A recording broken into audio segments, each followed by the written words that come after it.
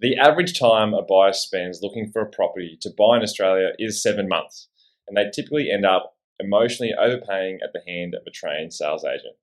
Hi, I'm Sam Powell. And I'm Jared Krause, and we are the hosts of the Property Pals Australia podcast. And in this episode, we're going to be discussing why spending time in the market can, in fact, be a negative when it comes to finding and buying a property. Yeah, well, we discuss things like how to remove your emotions within buying a property to ensure you're not actually overpaying.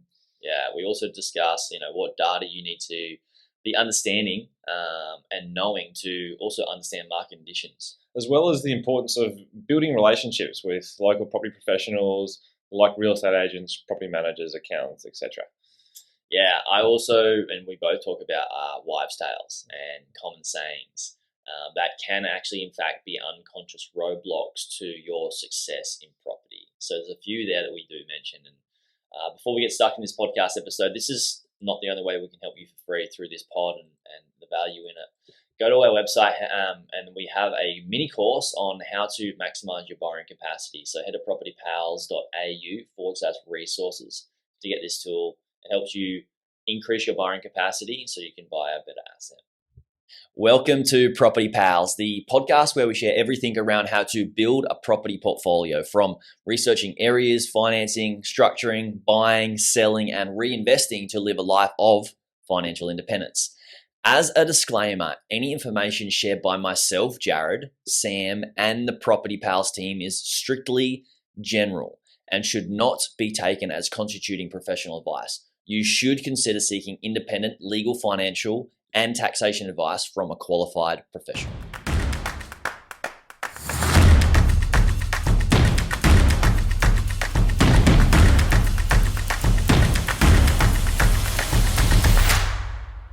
So, the art of getting the right property at the right price. And how do we do that, Sam?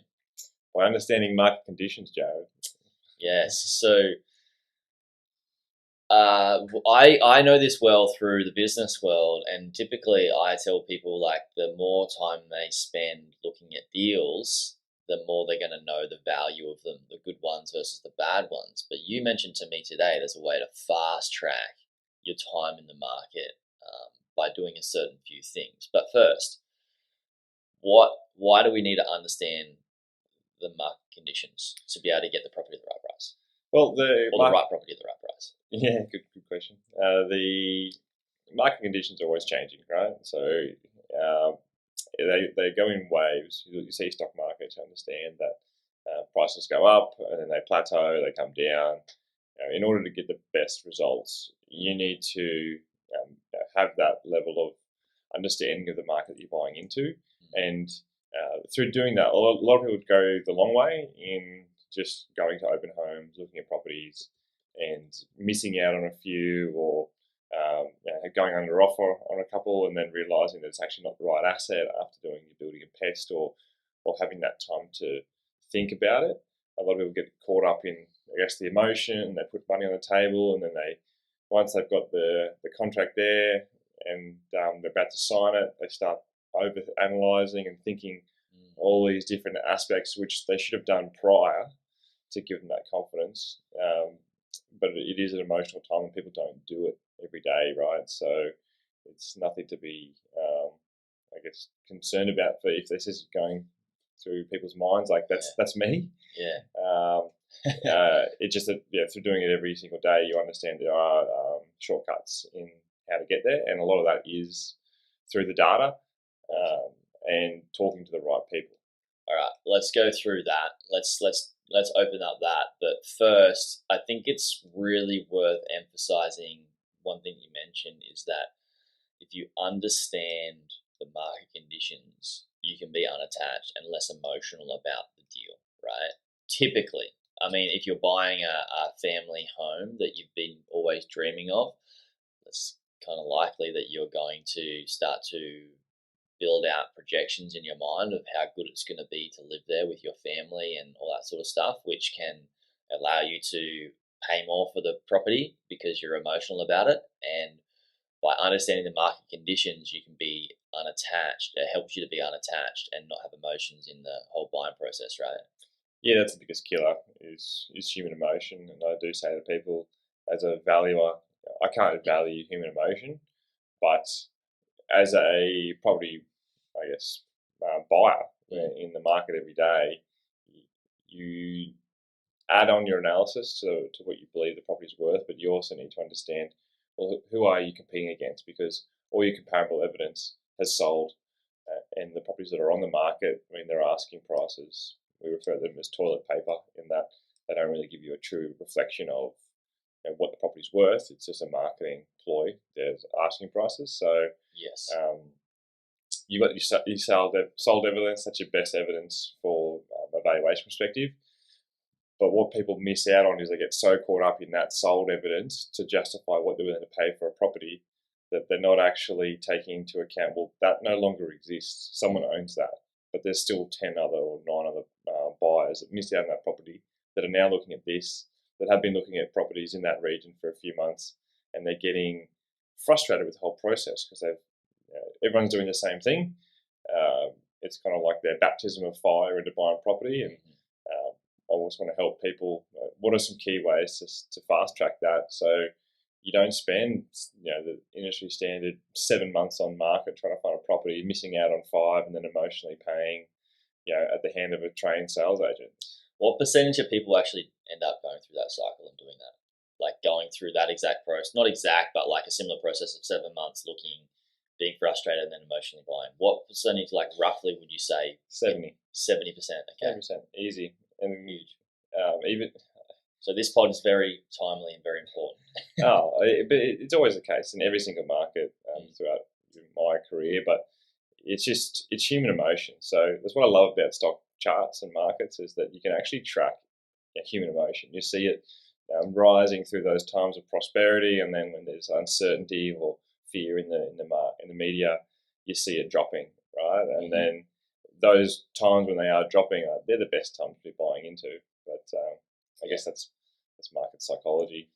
Is there like an overall chart that you use and people may use for the overall trend of property prices in Australia or how property's behaving? Like one chart, like have you got the S&P 200 and all that sort of stuff? Like, is there there's I can track charts. I used to track sort of the real estate investment trusts, some of the major real estate investment trusts, but a lot of them are based around commercial property holdings, not residential. Yeah. But even still, it gives you a bit of an insight. Property lags the stock market because the stock market can be more. It fluctuates a lot more because it's easier buying and selling, lower price of entry. So you're getting those more emotional investors, so to speak, that go into it, and you can see them as leading indicators. Even if you go further into the crypto side of things, where that's also a leading indicator to me if that's tanking, because property is like look at it slower. Yeah, it's like a big barge, right? Where it takes a while to turn around, and that's what I love about it too, because it's more secure in the slower moving, but more secure. Yeah, and then your crypto is kind of like your little tinny, run everywhere. Yeah, and then same with sort of the small stocks. And then your S&P's like just a regular size boat. Yeah, in between the tinny and the barge. Yeah, you go offshore, go fishing on those ones. Yeah, the analogies. Love it. So, all right, that's good for people to note when they're looking at the property market in terms of how those other charts are behaving. So that can help people understand the average of market conditions, though, right? Like this, we're going to be talking about specific locations that you guys are looking at, and what we do talk about here today on this pod is going to be relevant to the area that you're looking in, and those things will be able to fast track your time. But the biggest thing is like those emotions, right? And that's why we help people is to be a sounding board through our coaching, so they're not so emotionally attached to buying something because they believe, I need to get into the market now because it's really, really hot, or they need to buy something because they've got some ideology of what their life's going to look like by owning that. I've got another question for you. Just thought of is, when you see the asking price, right, the listing price, is there an average percentage that you will offer either lower, like I know with businesses and depending on the brokers and stuff like that, or the agents selling the businesses, I know that there's a certain percentage that they will list the deal higher than what the market conditions or market value is worth, trying to get more for it. And we just know by association and looking at so many deals that there's a percentage, like typically the value of the business is typically a few percent lower or more depending on the broker. So is it similar in property where you see an average decrease in the value, like between the value and the listing price? No. Asking price? Okay, so no. all right. Straight up, no. Damn. It's because, we were just talking about this, Scott and I, in the office yesterday, actually. Oh, cool. And just how every single deal is always completely different.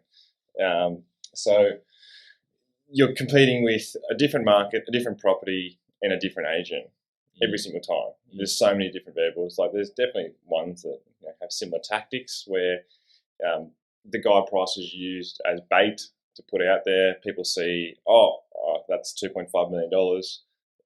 That's within my price range. Let's go and see it. They're guiding it. We've got 2.6. This is definitely worth exceeding. This is amazing. I can't believe they're actually asking $2.5 million for this. This is a steal. Well, guess what? It's bait to get you in there, those lower price people, to build that competition. And then therefore they use that to drive up the price for the final purchaser through comments like, we've got an offer coming in. We've got 14 groups through, a lot of interest. For those people with deeper pockets that are probably in that purchase price target range, if you actually assess it properly, which is in parts of Sydney, I'm talking, there's 20% discrepancy between asking price and what it actually goes for. Got ya. Then there's agents that just go in so confident. So as an example, we missed out on a unit in Sydney. Agent called him up and he just said, $1.9 million, mate. You got to be there, otherwise it's just you're wasting everyone's time. We looked at it. I couldn't see value over 1.825 as an absolute maximum. And then someone ended up paying 1.9 for it before auction to take it off the market. And they grossly overpaid for that property. Yeah, like 75 grand. Yeah, easy. Like I was being as competitive as I could be because I knew we were entering into a competitive market. And I'll share with you in a second why I knew it was competitive. And that confidence, people, like you think about the psyche of a buyer, they have to call the agent, they talk to him. They've just got so much like strength and confidence. It has to be here. Those agents can fall on their sword with their confidence level. However, it's just their tactic and their personality. What they like to just push people to that limit. So just constantly putting into their mind, if you want this, it's got to be 1.9. It's got to be 1.9. And some people pay it because they have no idea. Once again, it's the emotional side. They've missed out on so many. They know they're paying too much, but they're just sick of it, and they're just like, "Just give me this. What's an extra $75,000 on a $1.9 million purchase? It's still 75 grand. That takes people, like, even if you're making 300 grand a year, it still takes you over a year to save of your life. Yeah. So there's that tactic, and the other tactic is there's agents that just play within the within the parameters of it's going to go for 2.8 to $3 million. What that generally means, and that's probably the majority of people, because there's those sleazy sales tactics that a lot of buyers get that distaste in their mouth after dealing with it, and not a lot of agents they're in the community, they're good people. They don't want to be walking on the street and people throwing rocks at them saying you're a lying piece. You know what I mean? But yeah, the third part of it is, we're within the range of 2.8 to $3 million. Generally, that means, so you're actually the seller's at $3 million at the higher end of that range. And then you've got to utilize your skill set of analysis to understand where this could potentially run, because it's the psychology of the buyer or the agents putting those figures in their brain again. 2.8, $3 million. Psychologically, they're going, oh, well, we don't want to go to the high end of the range because that's obviously our max budget. But then when you get into the pressure cooker environment, people are sitting there and they're just like, oh, what's an extra $25,000? And the other person's going, what's an extra $20,000? And then that's how you get, that's what Inflated prices. well, that's how sales agents are good at what they do. They know how to control that emotional buyer and get them to where they want them to be. Yeah. And there's an art in it. They train in it. So you're going up against trained sales agents when you're buying, and also when you're selling your own property. Like they train in all these scripts and dialogues to extract this emotional premium out of you. Yeah. And so I said, well, I was led to believe that like time, the amount of time that you're spending looking in the market can help you understand to know the value of a property. But that you said that's not necessarily true, and I definitely now agree with you that it's not how much time you spend doing something; it's the inputs and the amount of data that you collect and get, and you can speed up that amount of data that you can get and collect by doing a certain few things. So by spending more time in the market, it's actually the opposite, right? Like it can allow you to become more emotional and more frustrated, willing you and pushing you into like when you find something you like, oh, I just got to put a bit more in just to get it, right? It can have that negative effect. Yeah, well, yeah, depends on where you're at and what you enjoy doing. Do you enjoy spending your weekends going to open homes and throwing offers on properties and them going nowhere, and at the time getting rejected? and also the resources of everyone around you. What's your time worth? That's up to you. Mm-hmm. It is a very expensive purchase, property, hundreds of thousands, millions of dollars. So I get it. People want to be accurate. The way that's why you should be paying people to help you, though, right? 100%. I mean, people that do it every single day, they understand that's their skill set. Keep thinking back to your own career and what you do for an income, and how confident you are that you are better than that at someone who doesn't do it every single day. Amplify that when you're dealing with these high ticket items. It's, obviously I'm a proponent of it because it's what I do for a living, but you can't amplify that enough in people's minds. Yeah, and I guess by using a professional, like if you're using a buyer's agent, I know this when I'm buying investment property, like I don't care. Like I'm so unattached because I know that they're going to do the job right because I've paid them the money to do so, and they got my best interest at heart. So it can prevent me from getting emotionally attached to like I need to get this for this price or this type of deal.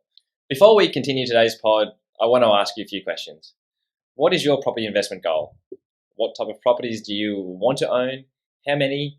What size valuation property portfolio do you want to own? And how much net income do you want to be earning? Essentially, what's your magic number in passive income that you want to be earning? And do you know how to get there? And if you do you know how to get there in the least time possible with the least amount of risk? Sam and I have been helping people invest in property and build property portfolios for years. People who are now replacing their income through property, and we want to help you do the same. Right now, for a limited time, we are offering free property coaching to our listeners.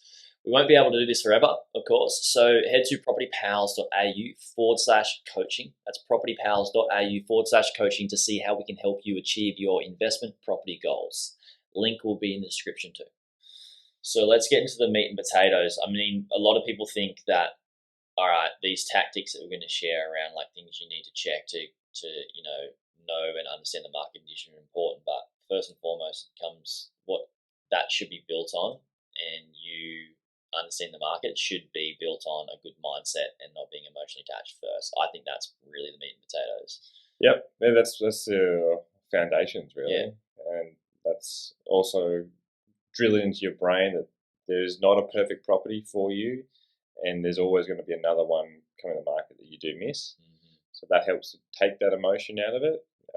But also for those owner occupiers, it's and for most property buyers, even investors, there's always going to be a level of emotion, and that's why having a good coach or a good mentor or someone to help guide you through the process really is influential to your decision making process. Yeah.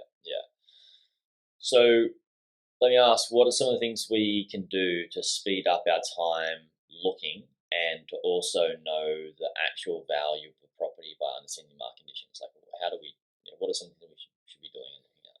Yeah, step one for this component is really do your research. So get laser focused on what it is that you're actually wanting to buy, wanting to live in, or wanting to invest in, and then go into that market. So pick your we coach people through, pick your 2 suburbs that you're really focusing in on, and really do analysis. Like go on realestate.com, go in the sold section, go in the buyer section, go look at the past 3 to 6 months. This is why property is easier than business, because you've got more data to collect, and it's quite an interactive platform. I mean, realestate.com, they make millions every single year, and they invest into obviously the user experience. I mean, it's fantastic, and you can easily track things by their platform. So you're building up a level of education each time, each property that you look at. So you can fast track by doing that. I like to look the most recent sales are your best sales, so within the last month or 3 months. But often, because each property is so different, you need to go to that 6 and maybe even 12 months of past sales evidence to help get your head around what this asset is roughly going to cost you and how often it becomes available. So knowing how often it becomes available is a key way to, when a property does come online that suits all your criteria, you know roughly what it's going to be worth and how fast and what you need to be doing to secure that. Because if it's coming around every 6 months, it's probably a highly desirable property type, and you're going to have a lot of competition in any market. Good assets do sell, and that's obviously why we always want people to buy the best assets in that location, because it's the best capital growth prospects as well. How do you find out how often those properties are coming up for sale? You just scroll through online and see, if I'm looking for a low set brick 4-bed 2-bathroom under $3 million, as an example, going through and seeing, well, how often are they selling?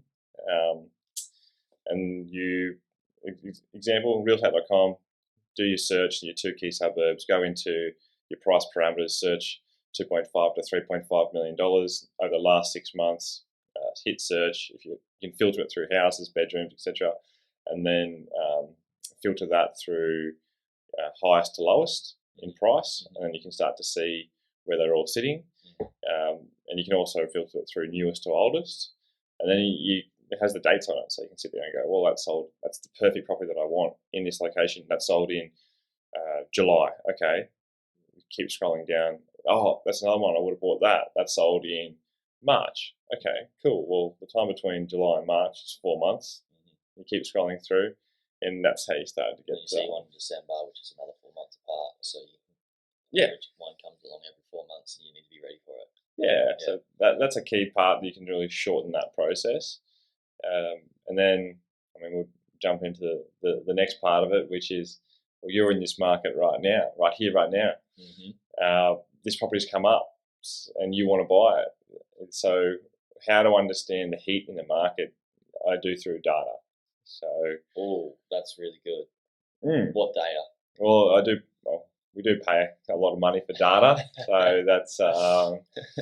It is not at the fingertips of everybody, but a lot of it can be easily accessible, even through a few membership sites. If it's just for a month, I definitely would be a good proponent. Like, just jump on, pay that bit of money. I think it ranges between $100 to $1,000 per month in data. But people are crazy to do that, like when they don't know what data to look for and to pay for it, when you could just hire somebody that pays for it already and they know what to look for and do the work for you. Yeah, because also they don't have to spend this whole, you've been doing this for what, like 15, 12 years or something ridiculous. Like, they don't have to spend that long to be that accurate.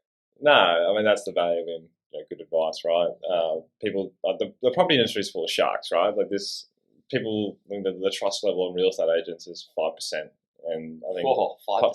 It's similar to like politicians, which is kind of scary. Yeah. But I get where people that they've had experiences, they've been jaded in the past, they just figured, if it's meant to be, it's up to me, and I get that as well. And that's kind of why we're here, right? We're trying to help people, put people in line with the best people, because there are really great people out there. It's just hard to find them. We should talk about the whole thing of if it's meant to be, it's up to me, and how people, what that means for different people.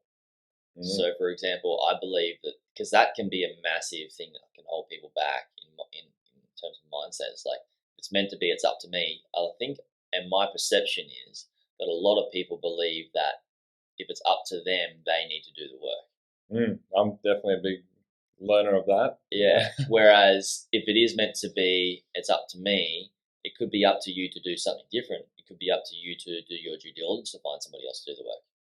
And so I think we always need to have some level of responsibility for what we're doing, but just, and then another one is, I think my parents have said it before, and I've definitely heard it on the job site, is like, if you want a job done right, you got to do it yourself, which is freaking ridiculous, really. Like, let's be honest. Ask my wife about my caulking skill set. laying floors and doing all that back in the day. Yeah. Stick to. So you're saying you didn't do the job right? No, I didn't enjoy it, that's for sure. But well, that's the thing, right? If you don't enjoy like the process of buying a property, it can be frustrating and emotional. Like, why do it? Yeah. My mindset's more around, well, I'd rather just do what I do every day and make more on an hourly rate and pay someone to do the things that I don't want to do. Yeah. But so getting like into the data side, right? Yeah, let's get into the data. Try to keep us all on track. We like to just riff a few things. Well, I think it's valuable still. But a key part of understanding where the heat in the market is from a data perspective, looking at the days on market, looking at the trend on where that days on market is going. Is it decreasing over the past few months? Is it increasing? And then looking at your stock on market levels and your online search demand. There's some really key areas and auction clearance rates as well. So for mainly your Sydney, Melbourne markets, they're more auction markets than the rest of Australia. But it gives you somewhat of an idea of the heat, and a lot of the perception around the Australian property industry comes from the media, which really only focus on those two key markets of Sydney and Melbourne. Hang on, wait. So when you hear the property prices are going down in Australia, it's based on two locations, not the whole of Australia? Generally. Yeah, so that's huge for people to understand, and have been led to believe that all the property, all of the areas in Australia are heading that way. And so I bought property when the scariest time to buy property, and it's done exceptionally well. Yep, and even just that's the beauty of data, right? You can go back, you can track it. That's why we spend a lot of money and time, and it's obviously my role to research into this to know what markets are actually performing better than others, and we do so, and we do so because we have to, because we need to explain to people. If we can't explain to you why we like certain locations, then you shouldn't be investing in them. That's with anybody. So there's some key data metrics just to look at, and there's obviously more than that, and different units perform differently to houses. We'll jump on that in a different episode, but there's a lot of information out there, and people, unfortunately, they do get caught up in analysis paralysis as well. So there's those that don't do it, there's those that do too much, and there's kind of like the Goldilocks zone, right? The porridge. And the person that's like, they do a little bit, but they're not too attached, and they just doing this, moving through the motions and making sure they're making a good investment. Yeah, and the third key area from that is, so you got your feel on the market, you've researched the past 6 months of sales, you're understanding where your property price is roughly sitting on that perspective. And what you're doing with the data, and also the third point, is talking to your local real estate agents, talking to people that are in that industry every single day to get their opinion, and not just asking one person, asking multiple people, because everyone's got their own thought processes. Some might be, they're just an opinion, right? At the end of the day, you got to understand where they're coming from. Some sales agents, in their mind, the market's always crashing in the next 3 months because they want to get people to sell the property, and they wholeheartedly believe that, right? And it's like, well, based on what?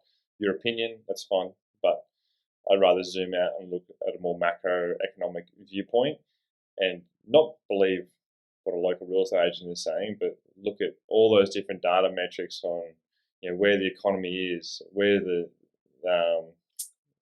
international markets are at. Like Australia's we follow your American and UK markets because we're such a small population. So it goes a lot bigger than that.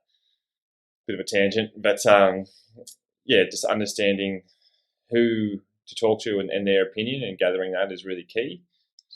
So speaking to real estate agents that are selling similar properties in the market that you're looking at, and then are there certain questions that you could ask them that to get feedback that would be beneficial to help you understand the market conditions a bit better? Yeah, understand. What would they be? Of recent sold properties that you would have bought. Yeah. What was the level of competition? How many contracts did you have out with the sale price? When you achieved that, what was the backup offer behind that? Just asking those questions really helps to, I guess, drill into the heat in that market for that property type, and that'll really help. So what I'm basically trying to train people into is through doing those steps of the data and the relationships in that area for that property type is with every single purchase, you've got human emotion. You can't put a price on human emotion from a property perspective because you don't know what the value of a property is until it actually sells. So you can go in and you can have all the comparable evidence in the world that would justify $2.5 million as an example. But this probably ends up selling for 2.8. And you're just blown away. Like, wow, someone paid $300,000 too much. But the psyche of that buyer, they could have been looking around for that exact location, that exact property type that was just a perfect property. And they weren't educated, and they were at the hand of a trained sales agent who just got them up higher and higher in price. And there could have been two people. All it takes is two people for a price to run, dramatically. And we've seen it in auctions and everything like that, where, they're paying a future price for the property, and they're happy to pay a future price for the property. Yeah. Well, they think they're happier to pay. Yeah. Well, that's what. That's what also going through the coaching side of things. Of what we do is, you end up paying that, like, psychologically, you're paying a future price for the property, and you have the confidence to do so because if you don't buy that property, it's not going to come up for another 3 months or 6 months. And in that 3 to 6 months in that market, I mean, the property prices, they were just growing by 5% a quarter. Yeah. So you've got to go, well, if I miss out on this property, and on average this property type comes up every 3 months, that means that statistically another property similar is going to come up in 3 months' time, but the median or the house price is going to be 5% more. So if you're looking at that $1 million purchase price, you're like, oh well, we think it's worth $1 million. It's yours for $1,020,000. Oh, well, pay the $1,020,000 because in 3 months' time, when another one comes up, it's going to be worth $1,050,000. And there's no guarantee that the next one's going to come up either. And then also you've got 3 months of researching and inspecting properties. Like everyone's different. Some people are happy to wait it out, and it's their risk appetite, and also what they perceive to be the value of their time and what they enjoy doing.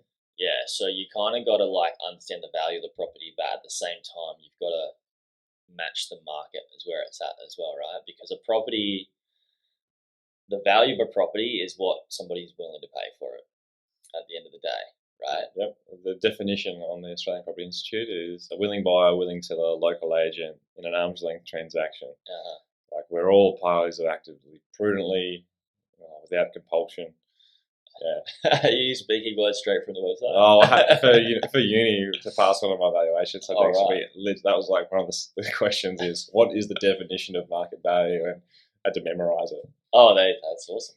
God, that was a number of years ago. So university is worth it. 2000, yeah, tens of thousands of dollars, and I have a quote. Yeah, woo, which I probably could have Googled. Sick. Thanks, uni. But anyway, it was a good couple of years of my life. Yeah, and you did learn, and you got some good work from it for sure. Yeah, and I also got to travel the world while studying. So that's good. Yeah. Anyway, digressing. So there's some really key elements, and like, I do this every single day, so that's how I go about it. I'm sure that there's other people that might think differently, but I'd say let's get together, let's have a chat, let's have a debate around it, because I'd love to hear your thought process. Yeah, and learn from one another as well. Yeah, be cool.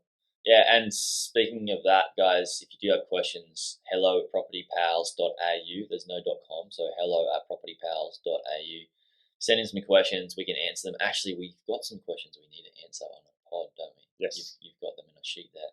All right, we'll get to those, guys, and we'll see you on the next one. Ciao for now.